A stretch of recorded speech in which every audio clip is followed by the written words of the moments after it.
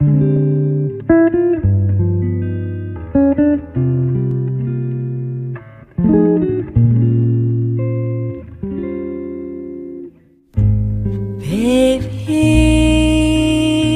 dry your tears. Baby, can't you see I'm here? Let your heart be light. Everything's gonna be alright.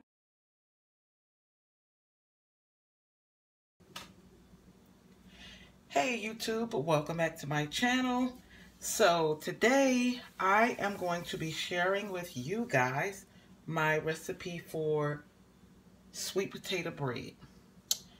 The reason why I like this recipe is because it's not too sweet and you can eat it with just about anything. So you can have a cup of tea, you can have a cup of coffee, a cup of hot chocolate.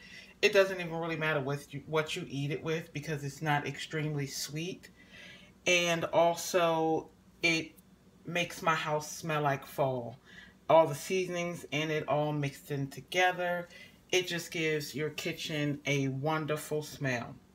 So let's get started on what the ingredients are.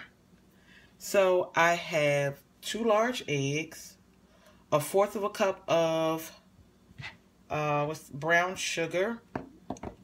I have a half a cup of oil, some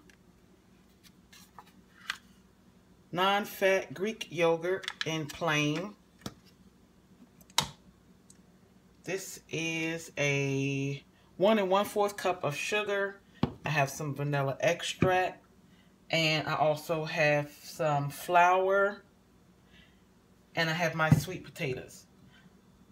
Okay, so the first thing that you want to do is you want to cut the skin off your sweet potato, cut them up into small cubes, and then use about 3 tablespoons of water. Cover the bowl in plastic. Make sure it's a microwave safe bowl, and cook that sweet potato for about 15 minutes. You can either do 1 really large sweet potato or 2 small sweet potatoes. Once you're done, you're just going to drain the water off, and then you're going to mash it up with a fork. So it's going to look like this. And then you're going to let that cool before you put anything in it, because you're going to add your wet ingredients in one bowl with the sweet potatoes, and then you're going to add your dry ingredients into another bowl, and then you're going to mix the two. But you don't want your egg to cook, so you're going to let this cool down a little bit. So what I like to do is cook my sweet potato or steam my sweet potato a couple of hours before, or maybe an hour or so before I know I'm getting ready to make this bread. That way it's already cooled down and you don't have to worry about that right there. Okay, so, oh, and I'm sorry, did I tell you about all my wonderful spices in here? I have some ginger, some nutmeg, some cinnamon, some allspice, and there's also some baking soda in here. I'm not going to bother you with all the ingredients now. I'm just going to leave all of that in the description box below.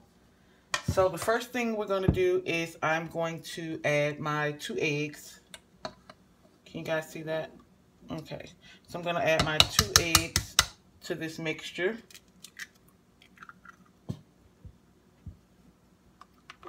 One,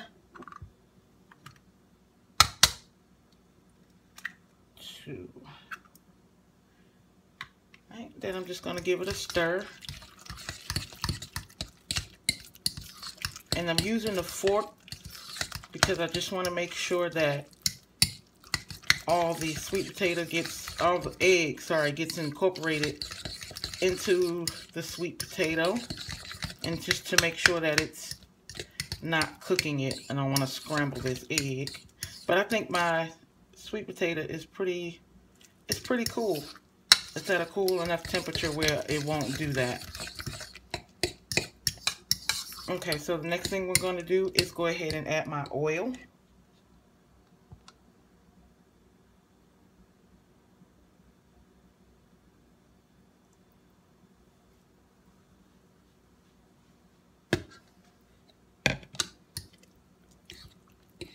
And I'm going to slowly stir this because you do not want this oil to come flying out of this bowl or splashing you in the face or getting on your counter or on your clothes. And I'm not wearing my trusty little apron today.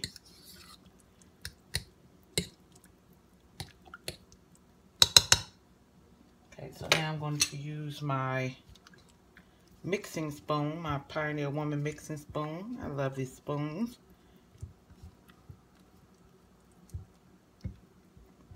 Okay, and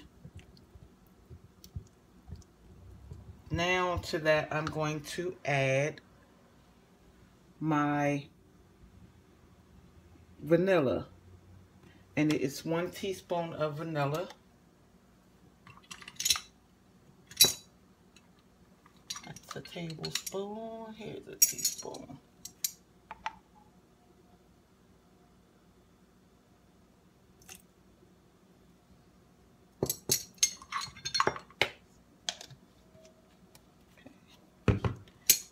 And I also have my Pioneer Woman mixing spoons. I believe these are made of, not glass, I think they're ceramic or glass. So you have to be careful when you're using them, but they're very good. I love them. Okay, and then I am going to add this, what is this again? That's yogurt. So you need 1/4 cup of yogurt.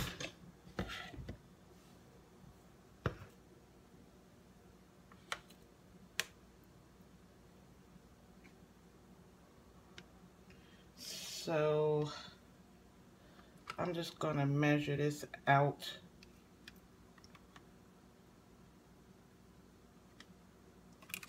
Like so.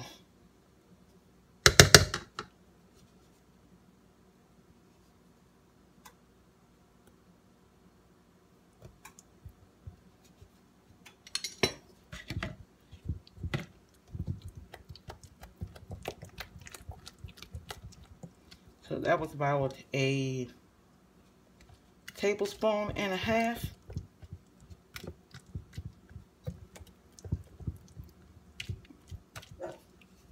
And now that I have that all mixed up in this bowl here,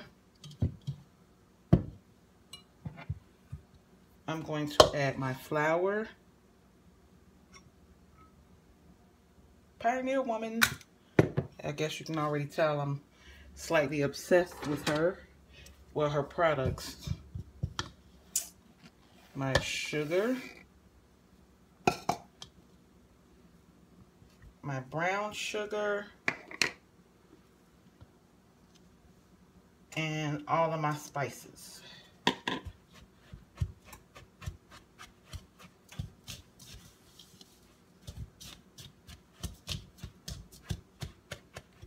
Gonna mix all of this up together. And before you do all of this, you do want to prepare your baking pan. So you can either do a, I think it's like 2 9 by 12 inch or something, bread loaves. You can either put this in a bread pan, but you're gonna need 2 of them, the loaf pans, or you can use a bundt pan. I've chose to use a bundt pan, and I am currently out of the baking spray that I love so much. So I went back old school. Okay, tell me, how many of you guys remember having to do this? Yeah, bringing back some memories. Anybody flashbacking over there? Yeah, I was out of baking spray. It's raining cats and about 2 dogs out here, and I didn't feel like going to the store, so yeah, I just went ahead and put some oil in the bottom of the pan, roll it around, you know how it's done, and then just made sure it was floured really well. Okay, so now my next step is to incorporate this mixture into the wet mixture into the dry mixture.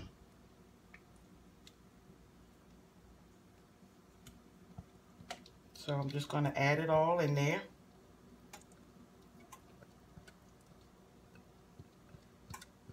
I need to get my nails done.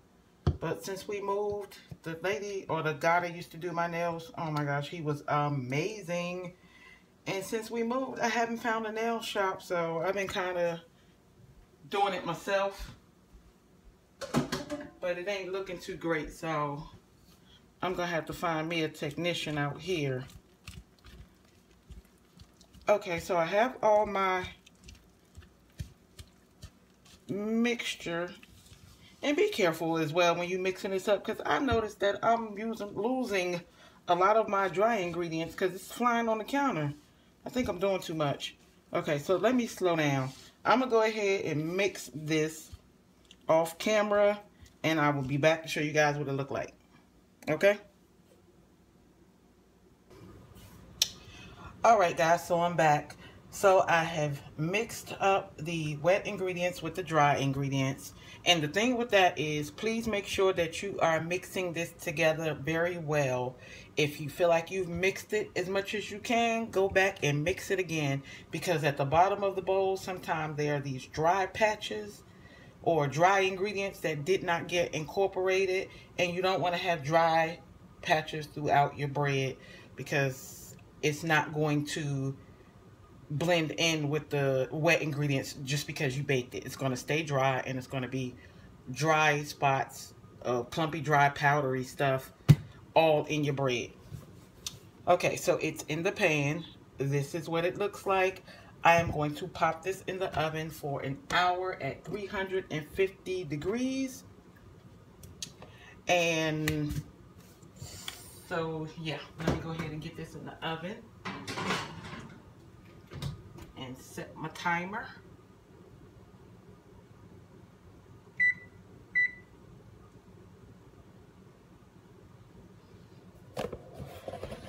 Bring y'all over here with me.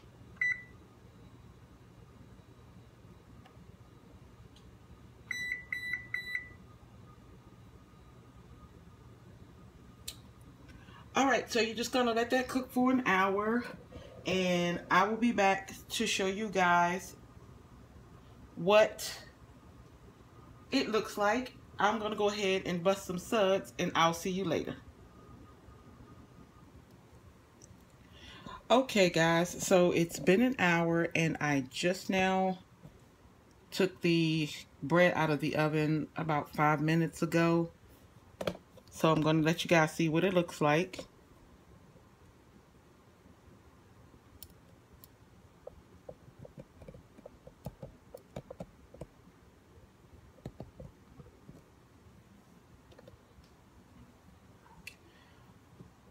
Okay, so I'm going to let this cool off a lot longer than I would if I had used the baking spray.